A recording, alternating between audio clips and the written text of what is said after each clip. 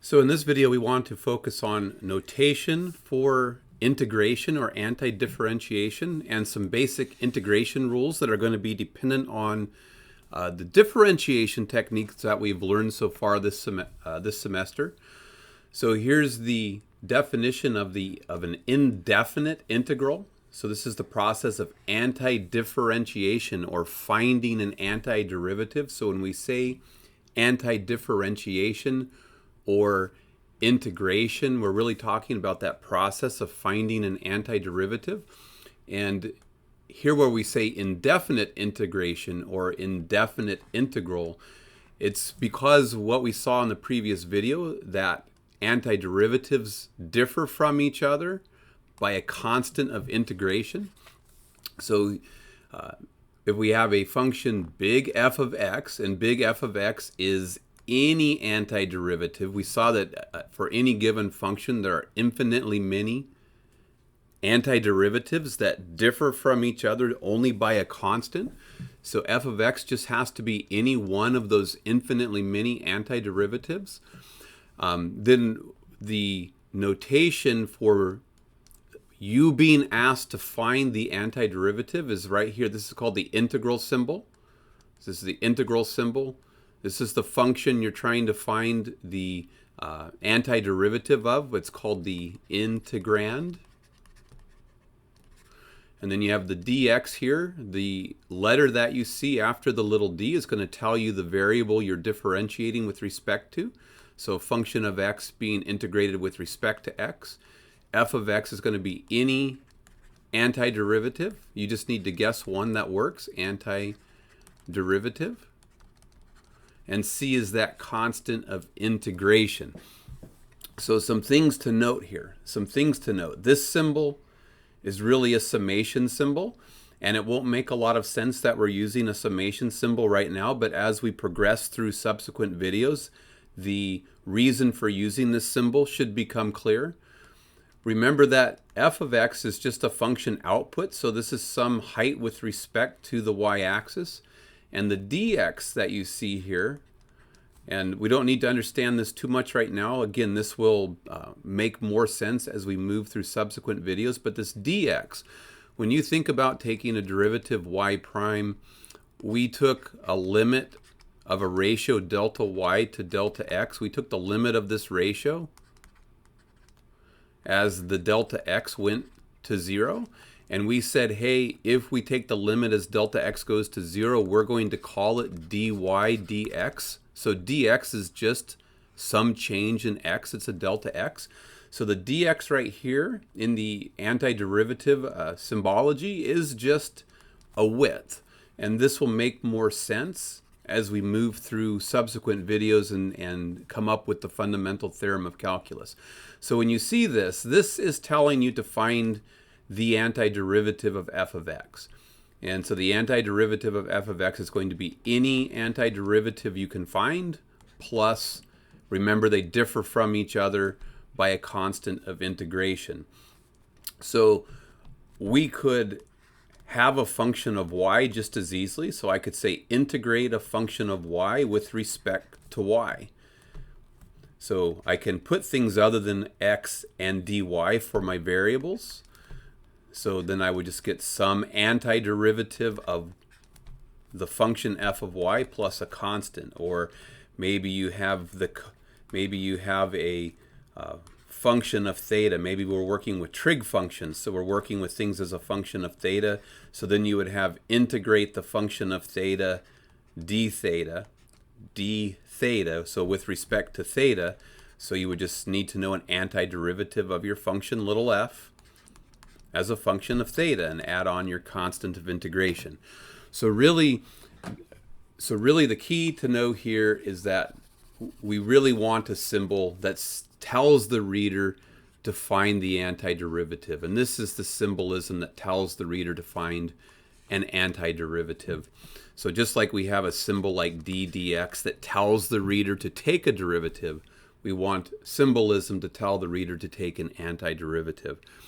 And the process of anti-differentiation in the homework is just going to be a matter of you going through the rules that you've learned so far this semester, through the first half of the semester, about how to find derivatives, and then working backwards when you're being asked to find an antiderivative. So we want to recognize that anti-differentiation is, in a sense, the inverse operation of finding a derivative. They work inversely. So you've learned this semester that the derivative d dx of a constant is equal to 0. So if you integrate 0 dx, you get the constant back. So if I want to think about this, I can really think about this as applying integration to both sides. I've taken a derivative, now I'm going to integrate both sides with respect to x. And the integration undoes the differentiation, so you can think about it as canceling the differentiation to get back what you started with. So the derivative of a constant is 0, which means the antiderivative of 0 is just some constant. We've learned this semester that the derivative of k times x is just k. We get the coefficient on x when we take the derivative of k times x. So if we integrated both sides with respect to x, so integrate with respect to dx on both sides, we should get the kx back. So we integrate k dx, you get k times x back, but you get plus a constant of integration. These are indefinite integrals because the reason for this is kx could have had any constant you wanted attached to it, and the derivative of kx plus a constant would be just k. So we have to add on a constant of integration, making it an indefinite integral, saying I don't have enough information to know if there was a constant added to the original. So we've learned this semester that if we want to take the derivative of a constant times a function, that we can factor the constant out of the differentiation process. So we get the constant times the derivative. So if we're working backwards, if we're integrating a constant times a derivative, we can factor the k out in front, and we would get the antiderivative of the derivative would just give us the original function back. So we'd get k times f of x, but it would be plus a constant of integration. So we've learned that if you want to take the derivative of a sum or difference of two functions, that you can take the derivatives separately and then add or subtract the result. So the derivative of a sum or difference is the sum or difference of the derivatives. So because we're working backwards, then if we integrate the sum or difference of derivatives, we can separate that up into the integral of the sum or differences. We've learned the power rule this semester, that if we want to take the derivative of x to the n, that we can bring the n down into the exponent position, and then we reduce the exponent by 1. So if we want to work backwards, we want to integrate x to the m. Maybe, for example, m is equal to the n minus 1 sitting here, which would make m plus 1 equal to n. If we want to work backwards, what would you need to do? Well, differentiation reduces the exponent by 1. So anti-differentiation needs to increase the exponent by 1. Remember, this needs, when we take the derivative of this, we need to get the original expression back. And then what we want to recognize is that if we had x to the m plus 1 and we took the derivative of this, the m plus 1 would come down in front of the x, and then we would go m plus 1 minus 1 is just m.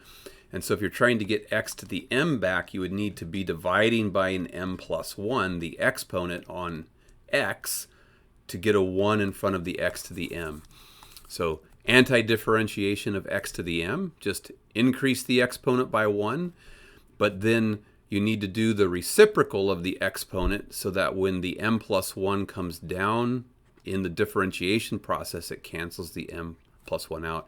And then the only thing we have to be careful for here is n cannot be -1. This is going to be a different process to deal with this that we learn in a few weeks. This will be coming up pretty soon.